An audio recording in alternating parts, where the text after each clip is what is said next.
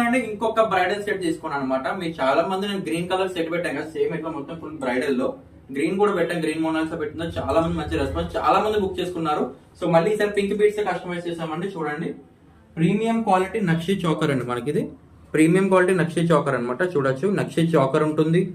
చూడండి, pink colour Mona Lisa ఇచ్చేసాం గుట్ట ముత్యాలతో. మనకి పాపడి బిల్లా ఉంటుంది అండ్ మీడియం మనకి మినీ హారం కూడా ఉంటుంది. నక్షి ఫినిషింగ్ అండి, సూపర్ ఉంటుంది. అండ్ లాంగ్ మనకి హారం కూడా ఉంటుంది అనమాట.